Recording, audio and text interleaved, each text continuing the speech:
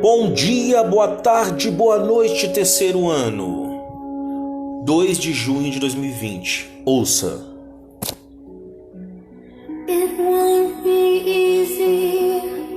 You'll think it's strange when I try to explain how I feel. That I still. Quem tá cantando é a Madonna. A música é Don't Cry for Me, Argentina. Ou seja, não chores por mim, Argentina. Mas o que é que tem a ver a Argentina com populismo, professor? Tem muito a ver. E tem uma atividade ainda hoje. Prestem atenção. Essa aqui na imagem é Eva Perón, mais conhecida por todo mundo como Evita.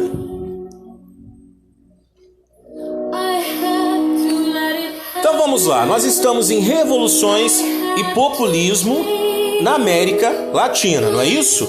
Então, vamos lá, vamos iniciar.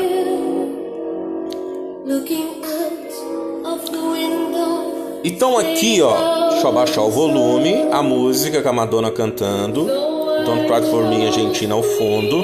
Aqui começa a segunda etapa, capítulo 42, Revoluções e Populismo na América.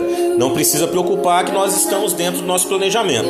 Então vamos lá, abra o livro didático e acompanhe comigo. Pause de acordo com a necessidade. Aqui, o nosso grande populista, né, o maior populista da história brasileira, Getúlio Vargas. E aqui, o maior populista da história da política argentina, Juan Perón. E sua esposa, Eva Perón, Evita. A música em homenagem a ela, Evita. Daqui a pouco eu explico o porquê. Beleza? Ok? Então, pause quando precisar e vai anotando. É o seguinte, o que a gente precisa pontuar nesse capítulo? É o populismo. Então, a primeira coisa é vocês pesquisarem o que é a definição de populismo. A gente vai ver no decorrer a definição de populismo, né? Mas eu gostaria que vocês pesquisassem também, ok? Beleza? A gente pode observar que nesse primeiro parágrafo aqui, ó, os países latino-americanos, eles conquistaram suas independências lá no século XIX. Lembra que o Brasil, 1822, vocês lembram disso? Boa parte dos países latino-americanos conquistaram sua independência no século XIX, ou seja, ficaram independentes da Inglaterra. Só que no século seguinte, que é o século XX, vão ficar dependentes de quem? Dos Estados Unidos. Ou seja, então essa independência de fato não aconteceu, já que se a Inglaterra influenciava a política dos países latino-americanos, lembra que influenciou o Brasil? Lembra que influenciou a administração de Dom Pedro I e Dom Pedro II? Pois é, influenciou também outros países latino-americanos. Agora, século XX, é os Estados Unidos. Ok?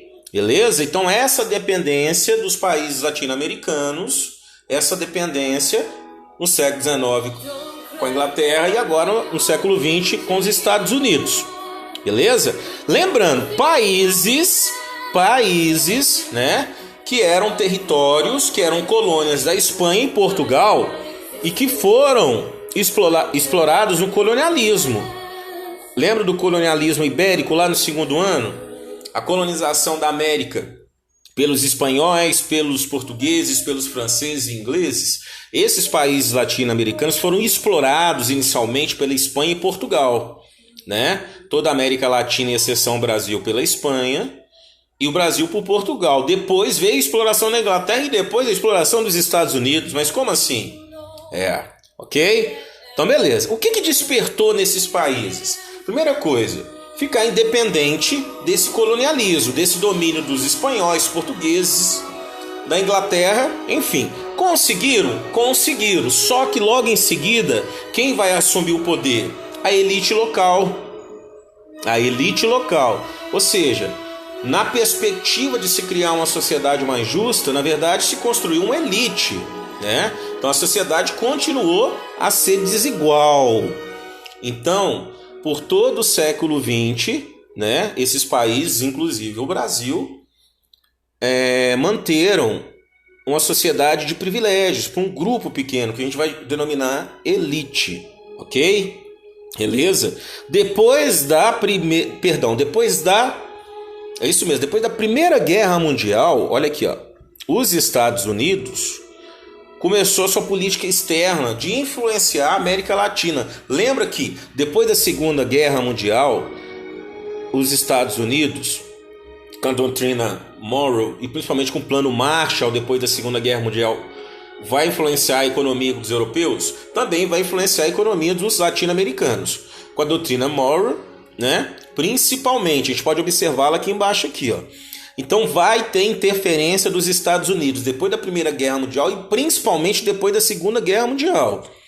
Essa interferência está bem claro aqui, ó, muito claro aqui, nesse texto que fala da postura do então presidente dos Estados Unidos, Theodore Roosevelt, ok? Atentem-se, aqui fala aqui da doutrina Monroe, beleza?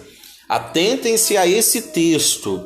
Olha como é que ele é pesado, como é que ele sangra o domínio dos Estados Unidos, o interesse dos Estados Unidos em dominar, né, os países latino-americanos, ok? E esse interesse, depois da Segunda Guerra Mundial, a gente não pode esquecer qual que era o contexto histórico. Guerra Fria, ok? Então o interesse dos Estados Unidos na política dos países latino-americanos, inclusive o Brasil, é para não deixar esses países aproximar do bloco comunista, né, do bloco liderado pela União Soviética. E, consequentemente, os Estados Unidos vai fazer o que nesses países? Vai influenciar e financiar o que? Ditaduras, governos autocráticos. Já ouviram falar em um governo autocrático? Vocês já ouviram falar em um governo totalitário? Vocês já ouviram falar em governos egocentristas? Já ouviram falar em governos, seja de direita ou de esquerda, totalmente ditatoriais? Pois é, existiram por todo o século XX. E o pior, ainda permeiam em nossa sociedade. Tá ok? Continuando. Passem agora para a próxima página, página 6. Observem aqui, ó, os Estados Unidos representados nessa figura gigantesca aqui, ó, ok? E com porrete nas mãos, dominando quem? Dominando os países, né, latino-americanos. Então aqui tem algumas representações de países latino-americanos. É para fazer todas as atividades desse capítulo, beleza? É para fazer todas as atividades desse capítulo, ou seja, capítulo 42. Então toda vez que eu soltar um vídeo, uma videoaula nova, assistiu a videoaula, fazer as atividades, beleza? Eu acho que não preciso nem ficar pedindo vocês, né? Eu acho que já temos a maturidade de entender isso, ok? Aqui, ó, contexto revolucionário. Contexto revolucionário. Início do século XX, revoluções caracterizadas como movimentos de libertação nacional contra o imperialismo, ok? Beleza? Se no século XIX eles se libertaram da Espanha e Portugal e da Inglaterra, agora, aliás, no século XIX, de Portugal e da Espanha, agora é a libertação, né, contra os ingleses que dominavam a política, até os Estados Unidos se tornar a maior potência imperialista do mundo, que vai passar a dominar também. Então nós temos aqui as revoluções e populismo na América Latina. Nós temos 3 exemplos. Nós temos o populismo no Brasil, que começa com o governo de Dutra, passa pelo Vargas, passa pelo JK, pelo Jânio e o Jango. Mas na verdade, desses 5 presidentes, 3 eram populistas. O Getúlio Vargas, que é a maior representação populista da história política brasileira, o JK e o João Goulart, que a gente vai estudar breve quando entrarmos na ditadura militar, ok? E esse capítulo vai tratar do populismo, presta atenção, do populismo em 2 grandes países latino-americanos. O México, que a gente vai ver agora, ó, a Revolução Mexicana, e a Argentina. Don't Cry for Me, Argentina. Vamos ouvir mais um pouquinho de Madonna cantando a música em homenagem a Eva Perón, mais conhecida como Evita. Is look at me to know that every word is true. A música ao fundo, o DJ abaixou demais. A música ao fundo, vamos continuar aqui. Primeiro, vamos falar da Revolução Mexicana, depois a gente chega lá na Argentina. Beleza? Revolução Mexicana, né? O que a gente pode destacar aqui na Revolução Mexicana? Os mexicanos conquistaram a independência e emancipação política da Espanha em 1821, um ano antes do Brasil conquistar de Portugal, em 1822. Ok? Beleza? Só que conforme eu tinha dito anteriormente, há uma elite colonial que vai assumir o poder e vai manter a sociedade totalmente desigual, né? Oligarquias latifundiárias lá no México, como aqui no Brasil, assumem o poder e continuam todo o processo de exploração, todo o processo de preconceito da sociedade patriarcal, de políticas em prol da população mais rica e não de políticas em prol da população mais pobre, principalmente a classe trabalhadora. Ok? Beleza? Então o México vai ficar independente, como o Brasil ficou em 1822, o México em 1821, porém uma elite, ou seja, uma elite burguesa, oligárquica no México vai assumir o poder. Beleza? Passem para a página agora, por favor, página 7. Aqui está falando um pouquinho, nesse trecho aqui está falando sobre essa elite no poder, ok? Leia com atenção, não dá tempo de ler o texto todo, eu estou frisando alguns pontos. Observem aqui, Brasil e México foram as duas novas nações latino-americanas que adotaram a monarquia. Enquanto outros países adotaram a república, Brasil e México adotaram a monarquia. O México em 1821, o Brasil um ano depois em 1822. Lembra lá quando Dom Pedro I declarou a nossa independência? Ou seja, o Brasil não adotou uma república, que era uma tendência nos países todos. O Brasil adotou uma monarquia. E essa monarquia manteve os privilégios, né, da elite oligárquica. O que é elite oligárquica? A elite, as oligarquias, um pequeno grupo no poder que mantém, que domina tudo. Esse pequeno grupo, sabe-se muito, grupo político e latifundiário. Beleza? Aqui, nós podemos observar também que no embate mexicano existia um conflito entre os liberais e os conservadores. Primeira coisa é saber o que é liberal e saber o que é conservador, ok? Então pertencia às classes dominantes mexicanas e divergiam em relação à participação do poder. Os conservadores defendiam a centralização dos poderes políticos e a contratação de administradores ingleses, ou seja, os conservadores apoiavam a intervenção da Inglaterra. Os liberais não, os liberais queriam liberdade e descentralização política e defendiam o federalismo, ou seja, os liberais não defendiam a monarquia, defendiam a república, ok? Porém, seguindo o exemplo de quem? Dos Estados Unidos. Então, o grupo conservador defende a manutenção e o domínio inglês e o outro grupo defende o modelo dos Estados Unidos como modelo político e, consequentemente, a influência dos Estados Unidos. Então ficou esse embate desses dois grupos lutando pelo poder no México, ok? Então frisem-se e marquem-se aí que é importante saber. Vale ressaltar também, né? Hoje, o atual presidente dos Estados Unidos, o Donald Trump, ele quer construir um muro dividindo os Estados Unidos e o México. Lembrando, olha aqui, a história está aí, gente, para poder explicar tudo que foi errado, tudo que deu errado, tudo que deu certo na história. Ou seja, políticas antigas que deram errado não vão dar certo. Então é para isso que a gente estuda história. No século XIX foi marcado pela instabilidade do México. Diversos caudilhos, presta atenção, pesquisem por favor, o que foi o caudilismo. Ou seja, quem foram os caudilhos, prestem atenção. Se sucederam no poder. Ou seja, quem que eram os caudilhos? Eram lideranças oligárquicas latifundiárias. Foi durante esse período que o México perdeu os seus estados do norte, os quais foram anexados aos Estados Unidos. Se você pegar o lado oeste dos Estados Unidos, lá na ponta onde fica a Califórnia, você pode observar que os estados do Novo México, Califórnia, eu posso estar enganado, tá? Se eu estiver enganado, alguém vai me corrigir depois. Eu acho que o Arizona também. Esses estados eram territórios mexicanos. Vocês podem observar que o nome o nome das cidades, né, desses estados são nomes latinos. Por exemplo, Los Angeles. Quem já ouviu falar em Los Angeles? Né?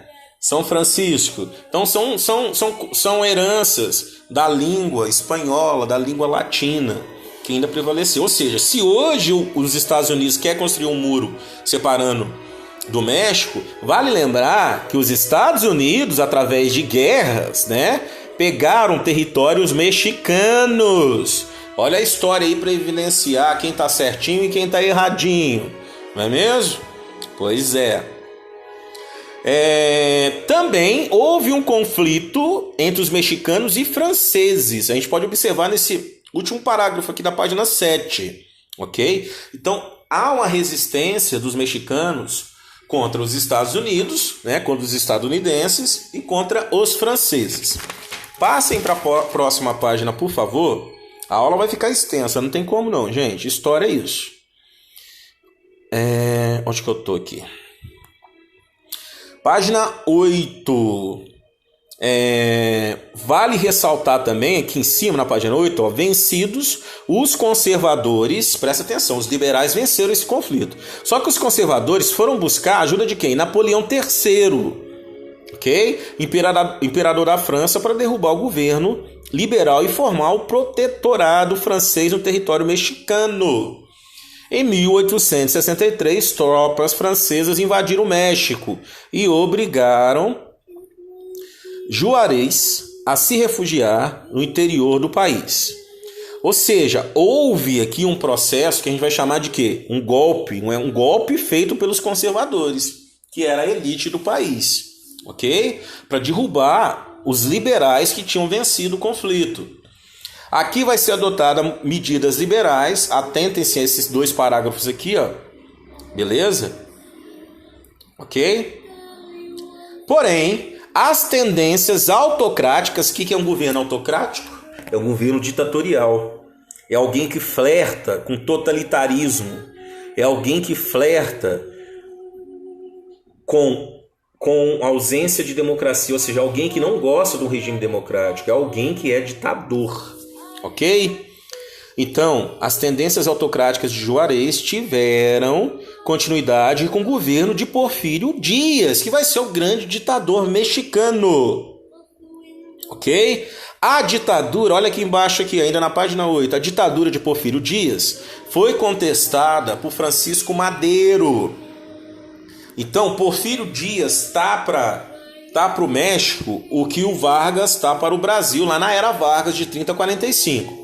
Beleza? Passem para a página 9, por favor. Aqui começa a página 9. Então, é instaurada a ditadura de Porfírio Dias. É um governo ditatorial, ok? Um governo ditatorial. Ele vai ficar mais ou menos uns cerca de 30 anos no poder. Ou seja, qualquer manutenção de um poder nas mãos de alguém por mais de 4 ou 8 anos, a gente tem que tomar cuidado. Democracia precisa de quê? Participação popular, que é através do voto. Oposição, tem que ter questionamento. E rotatividade. São princípios fundamentais para qualquer sistema democrático. Ok?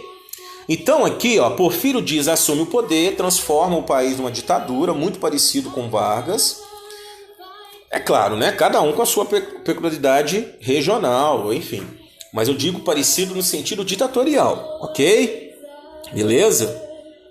Só que ele vai encontrar resistência. Ele vai encontrar a resistência do Francisco Madero. O Francisco Madero vai derrotá-lo.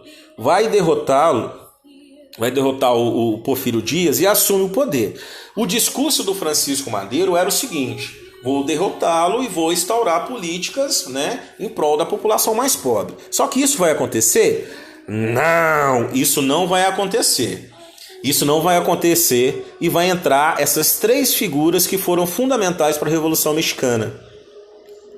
São figuras que são idolatradas lá no México. Nós temos o Pancho Villa, nós temos o Pascual Orozco E nós temos Emiliano Zapata, que dos três é o mais conhecido. Ok? Então, eles vão liderar um movimento armado, né, com camponeses, com indígenas, para poder derrubar o governo de Francisco Madeiro, que derrubou o governo do Porfírio Dias. Olha a confusão aí. Ok? O que a gente pode observar? Vamos voltar um pouquinho aqui. Essa imagem aqui é bem emblemática. Essa imagem representa a trincheira 1926. A gente pode observar aqui que a obra de Orozco retrata camponeses que ingressaram no exército rebeldes, objetivando acabar com a ditadura de Porfírio Dias. A cor da pele dos três homens mostra muito a miscigenação do povo mexicano, que é muito parecido com o povo brasileiro, é um povo misturado, né? São etnias misturadas. O europeu, o indígena que lá já existia antes da chegada dos espanhóis, né? E uma pequena parte a população mais parda, negra, vinda do Caribe também, que é aquela região onde houve um processo de exploração, escravização de africanos, ok?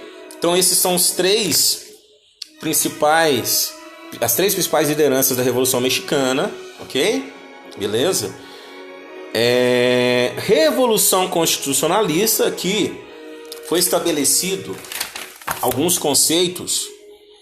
Após a queda de Madero, olha aqui, a Revolução Mexicana apresentou contornos bem definidos, destacando os três frentes. Liberal burguesa, com vista ao desenvolvimento capitalista do país, forças populares desejavam mais autonomia e a criação de milícias populares. Constitucionalistas liderados por Carranza pregavam a saída de Huerta do poder e a elaboração de uma nova Constituição. Então, a partir daqui acontece a Revolução Mexicana e com participação dos camponeses e dos indígenas, ao contrário do Brasil, né, que as revoluções foram dissipadas e em momento algum tiveram efeito. Enfim, mas vamos lá. Vamos agora para a página 12, é para fazer todas essas atividades, não preciso pedir, né? Populismo, presta atenção. Aqui tem, a definição de populismo. É importante que vocês leiam esse texto todo aqui, ok? O termo populismo, a gente pode observar que, para definir movimentos políticos com características distintas em períodos diferentes de tempo, embora o populismo apresentasse características específicas de acordo com a realidade de cada país, então cada país teve o seu movimento populista, tá? Quando eu digo que Porfírio Dias, a ditadura dele foi parecida com Vargas, eu estou querendo dizer na autocracia, no estado ditatorial. É preciso destacar alguns aspectos comuns. Geralmente são chefes de estados carismáticos, de grande liderança popular, têm apoio de diferentes grupos da sociedade, são nacionalistas e usam intensamente a propaganda para ludibriar a população. Ok? Vocês conhecem algum episódio político no Brasil que tenha alguma liderança política que tenha usado esses artifícios populistas? É só voltar na história que a gente vai encontrar, né? Lembrando que a história está acontecendo, não é mesmo? Pois é, a história acontece diariamente, né? A história é uma ciência do presente, ela está tão presente que nós não sabemos de vez em quando. Então vamos lá, agora vamos falar Argentina. I never expected it to. Don't cry for me, Argentina.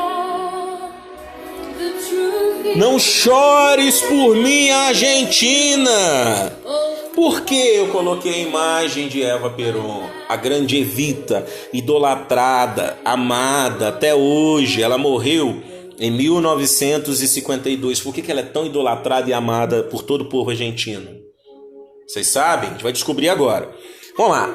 A Argentina também teve um modelo populista, tá? Teve um modelo populista que pode ser destacado através desse cara aqui, Juan Domingo Perón.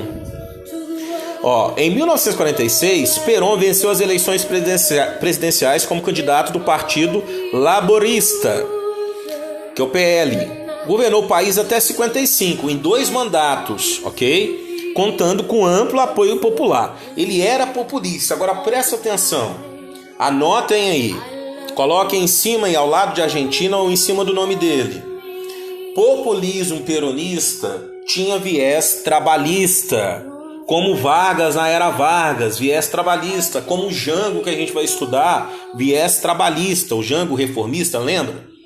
Políticas trabalhistas, ou seja, a ideologia era trabalhista, não era socialista, ok? No entanto, a gente pode observar que o Perón, ele não era simpatizante de grupos comunistas, ele não era, ok? E Juan Domingo Perón foi casado 3 vezes. A segunda esposa dele foi a Eva Perón, a Evita, que está sendo homenageada na música. Ok? Beleza? Então, ele ficou muito popular porque ela era muito popular também. Ela era uma artista muito conhecida, ela era muito próximo à população mais pobre, então acabou vinculando esse sentimento de amor por ela e, consequentemente, pelo governo dele. Ok? Então ela foi peça fundamental para o desenvolvimento populista, né, da ideologia trabalhista do governo Perón. Ok? Beleza? Porém, há relatos da aproximação dele tanto com os Estados Unidos como também do fascismo. Sim, do fascismo. Então, mais outra característica que foi muito presente no governo na era Vargas, né? A gente pode fazer essa observação. Então, ele fica no poder até 1955. A Evita morre em 1952, a segunda esposa dele, a Eva Perón. Então vai ter uma aclamação popular, as pessoas vão visitá-la, o corpo dela vai ficar embalsamado para visitação, gente, durante 2 anos. Minto, durante 3 anos. Durante 3 anos. Quando ele é deposto, ela morre em 52, até 1955 o corpo dela fica em exposição, embalsamado, lá na Argentina. O Perón é deposto, ou seja, acontece um outro golpe, acontece um golpe militar na Argentina, ele é deposto, é exilado. Então, ele é exilado na Espanha e o corpo dela vai para Milão, na Itália. Anos mais tarde, ele volta ao poder no início da década de 70, né? Ele casa de novo, ele acaba casando com a Isabelita Perón, a terceira esposa dele. A Isabelita acaba sendo a vice-presidente da Argentina, ele morre, ela continua no poder, e o que ela faz? O que a Isabelita faz? Ela traz o corpo, ela manda buscar o corpo da Evita, né? E coloca em exposição para o povo argentino lá em 1975. E logo em seguida a Evita é sepultada. Então a Evita, ou Eva Perón, é um patrimônio dentro da cultura argentina, né? Uns vão dizer que o populismo era simpatizante do fascismo, era autoritário. Outros vão dizer que o populismo ajudou os mais pobres. Ou seja, aquele mesmo velho dilema que aconteceu com Getúlio Vargas. Ok? Beleza? Lembrando, e o governo peronista, né? O peronismo virou ideologia, tá? Ok? O varguismo não virou ideologia, o peronismo virou uma ideologia. Como o lulismo virou uma ideologia, como o bolsonarismo virou uma ideologia política. Ok? Então o peronismo tinha aversão ao comunismo. Então por isso essa associação do peronismo com o fascismo. Ok? Beleza? Dentro de vários golpes, né, que aconteceu na Argentina, novamente a Argentina sofre um golpe, acontece um outro golpe em 1976, né? A terceira esposa dele, que é a Isabelita, que trouxe o corpo da Evita, é deposta no poder e é instaurada a ditadura sangrenta da Argentina em 1976. A do Brasil começou em 1964, a da Argentina começou em 1976, já estava acontecendo em 74 a do Chile, a do Uruguai, e todo o processo de ditaduras na América Latina influenciada por quem? Adivinha? Pelos Estados Unidos. Qual que era a desculpa dos Estados Unidos? Vão influenciar essas ditaduras para esses países, né, não adotarem políticas comunistas. Ou seja, a desculpa, né, o argumento era: vamos influenciar politicamente para eles não adotarem políticas comunistas, para não adotar a ditadura comunista, mas adotaram a ditadura liberalista, adotaram a ditadura com o apoio dos Estados Unidos, né? Então, como assim? Totalmente errado os dois lados, né? As duas formas ditatoriais. Logo a gente vai estudar as movimentações comunistas e veremos como o comunismo matou milhões no mundo, ok? Eu acho que é a terceira próxima matéria nossa. Mas calma, vamos em parte. Então, só para fechar aqui a nossa aula de 30 minutos, não tem como a gente resumir. Isso já está resumido, história é muita coisa. Gostaria de fazer um vídeo de 5, 10 minutos, mas não tem como, tá? Atentem-se a esse desfecho final aqui na página 13, ó, ok? Do peronismo na Argentina, que a gente pode observar que Perón chega ao poder em 1946, sai em 1952, 1946 até 1952 é o primeiro mandato, eleito novamente de 52 a 55, sofre um golpe militar em 55, 3 anos antes, em 52, a Evita morre, ele volta ao poder em 73, morre em 74, sua terceira esposa, Isabelita, continua no poder, porque ela era vice-presidente, e ela é deposta em 76 com outro golpe militar. Ou seja, se o Perón, em 46, ele fez parte de um processo que derrubou um governo, esse mesmo processo de golpe vai derrubá-la em 55 e vai derrubar a terceira esposa dele em 76.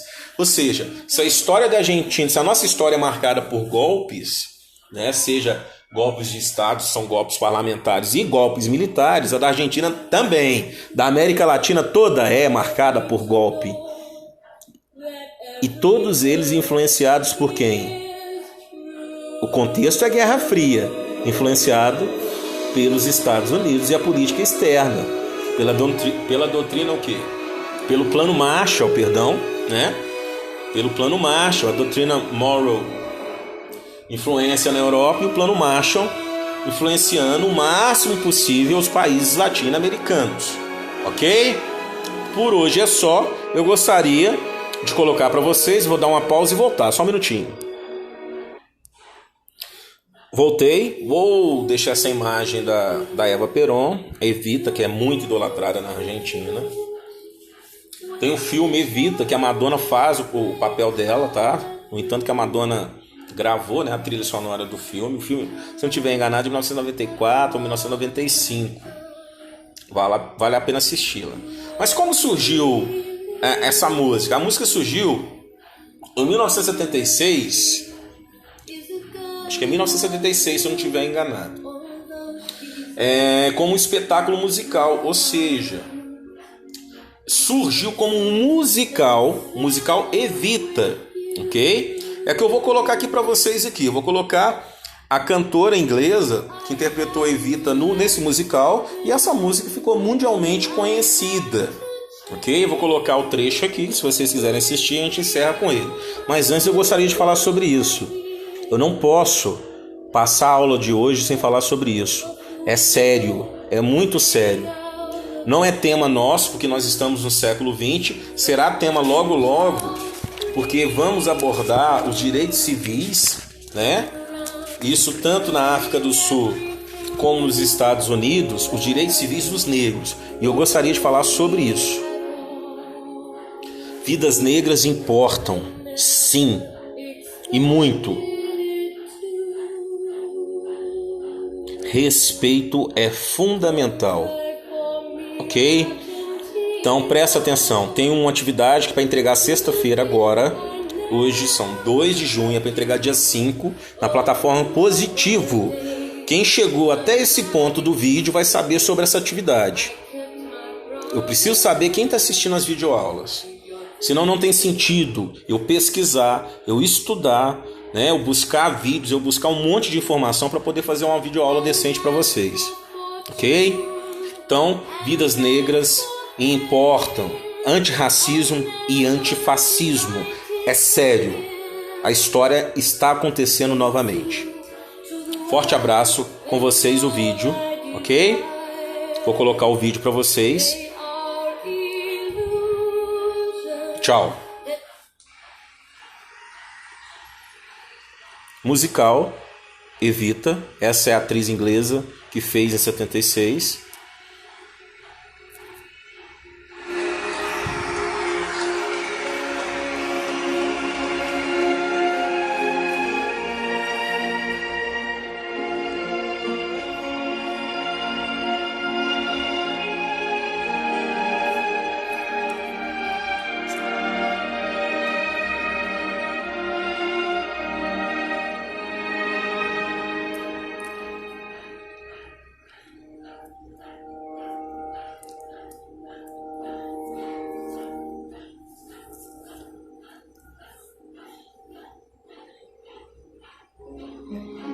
It won't be easy.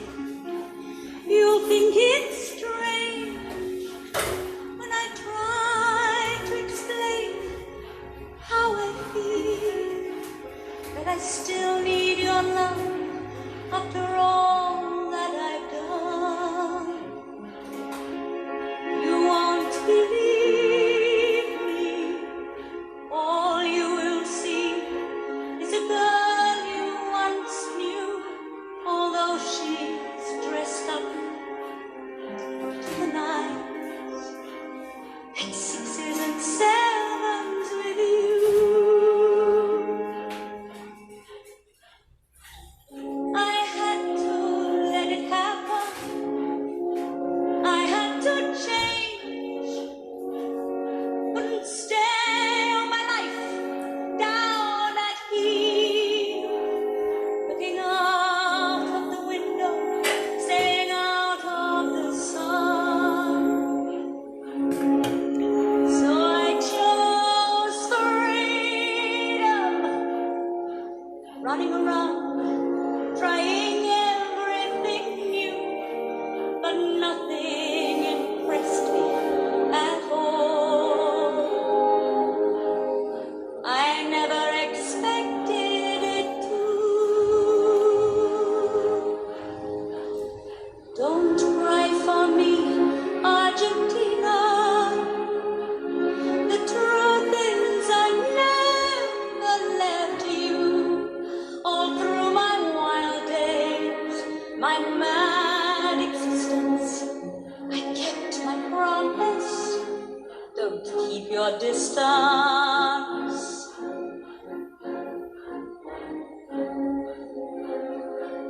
And as for fortune, and as for fame, I never invited them in. Though it seemed to the world they were all I desired. They are illusions, they are not the solutions they promised to be. The answer was here all the time. I love you and hope you love me.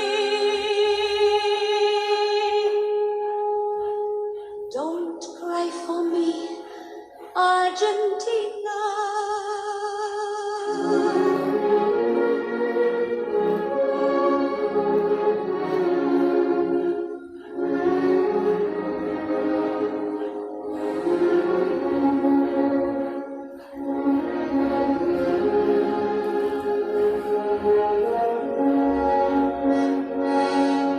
Don't cry for me, Argentina. The truth is I never left you. All through my wild days, my mad existence, I kept my promise. Don't keep your distance.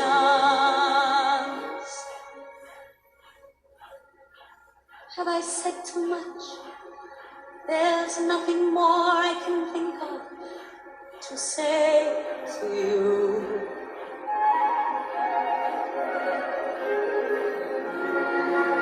All you had to do is look at me to know